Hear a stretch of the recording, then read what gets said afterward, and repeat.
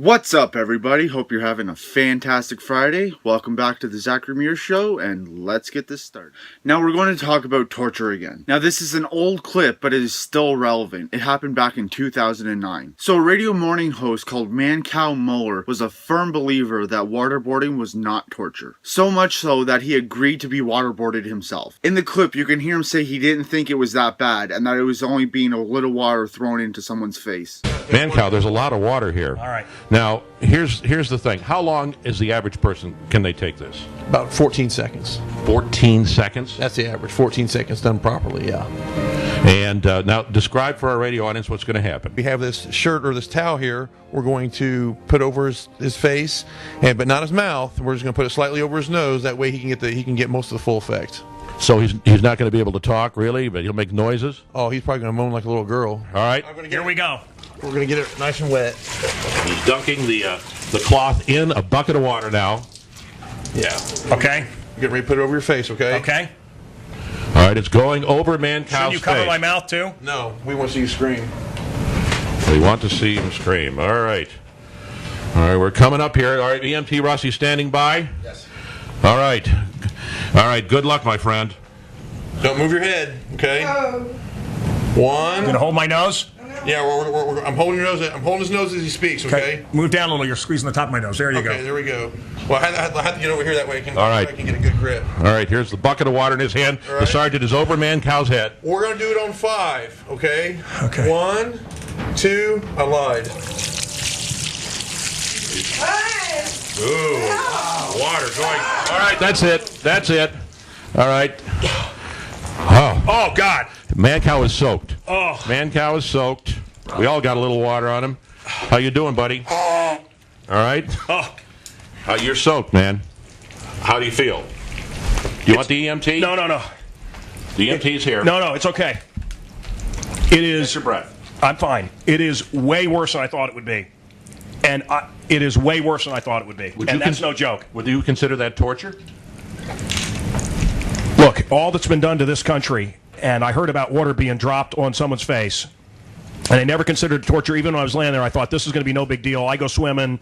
It's going to be like being in the tub. It is such an odd feeling to have water poured down your nose and your mouth with your head back. It was instantaneous. I thought I could hold out 30 seconds, 60 seconds. It was instantaneous, and I don't want to say this. I do not want to say this. Absolutely torture. You do? Absolutely. I mean, that's drowning. So you felt like you were going to drown? When I was a kid, I drowned. I drowned. My brother. My brother pulled me out of this this pool that I fell in, and I had to be revived.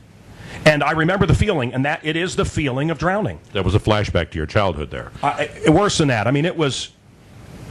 Yeah, it was. You look shaken. You look shaken. Your hands are shaking a bit. I can see your hand shaking, and you're absolutely soaked. Your hair, your shirt, are just completely soaked, and your eyes. You look pale. I thought I could hold out, and it was instantaneous and horrific. And I really, look, I wouldn't have done this if I knew it was going to be this bad.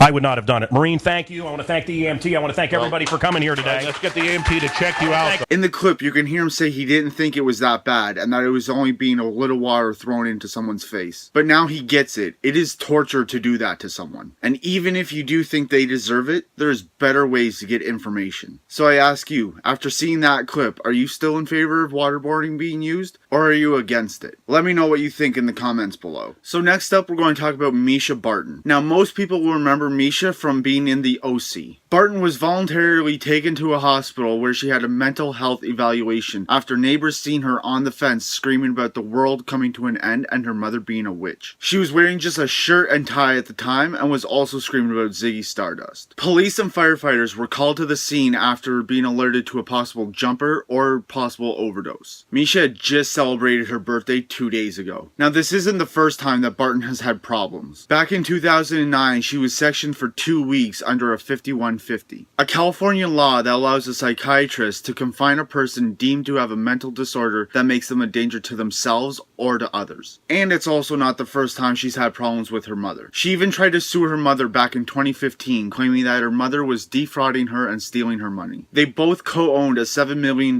mansion. And Barton says that her mother took out massive loans against the house and made it her personal ATM. Barton claimed that she was also kicked off the property by her parents. The judge dismissed the case with the term being to sell the house. Now, celebrities are still human. They are just like me and you, they just have a spotlight on their lives, and usually try to shine it on just the good parts. But if you're having serious problems, seek help. If you're battling addiction, seek help. Don't try to do it alone just because you think asking someone for help will make you look weak. And you know what? Some people will judge you for it, but fuck them. Their opinion of you means nothing compared to your well-being. So to Misha, get the help you need. And to anyone else who is struggling, seek help. Don't go it alone. So I ask you, do you see celebrities as people, or do you put them on a pedestal that is unattainable? Let me know what you think in the comments below. So this happened during the protest on Friday. Everyone's saying, this fire was started. In fact, this young man, you were participating in the fire. What's your name? My name's Connor, and I actually kind of started this fire.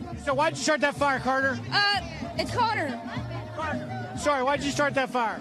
Because I felt like it, and because I'm just, saying, screw our president. Okay, well, there you have it. Now, the kid in the clip is being reported by TMZ to be Drew Carey's 11-year-old son, Connor. Now, Drew Carey was out having dinner with his son when his son wanted to see what was going on.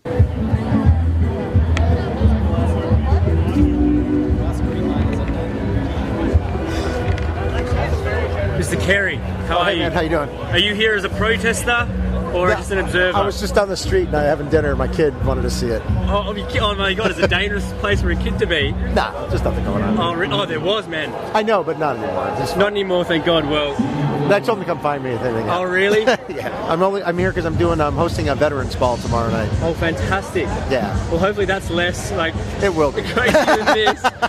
It's all Medal of Honor winners and stuff. It's nothing like this. I know. Well, his son figured out real quick and joined in on it. So I ask you, does it make a difference that this is Drew Carey's kid now? Or is it just another kid being a kid? And for our final story, we're going to talk about GMOs. Now, I'm sure most of you know what GMOs are, but in case you don't, they're genetically modified organisms. Now, a lot of people are against GMOs, and I'm not exactly sure why. If your argument's going to be, well, you don't really know what they did to these things to make them like this, then my argument back to you is, do you even know half the shit that is in your food when you're buying it without looking? Your Campbell's soups have high fructose corn syrup, which is a GMO. Almost anything that uses sugar uses beet sugar, which is a genetically modified seed, unless it's cane sugar. 94% of all soy is genetically modified. And cows are fed corn that are GMOs, and then you drink that milk. My point is, GMOs are almost everywhere and in almost everything. I make this point because a BC company has made an Arctic apple.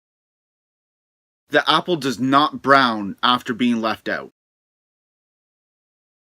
Now this is what I want. Half the reason you don't eat an apple is because it's brown and doesn't look good. With the Arctic apple, they've gotten rid of the gene that causes the oxidization and browning. Now the apple was created in Summerlin by Okanagan Specialty Fruits. And starting February 1st, the apples will be sold in 10 grocery stores across the United States' Midwest. I live up here in Canada, but if I could get some of these apples, I would eat them for sure. But I ask you, what are your feelings on GMOs and why? Let me know in the comments below. So that'll be today's show. I hope you have a great day, and I'll see you next week.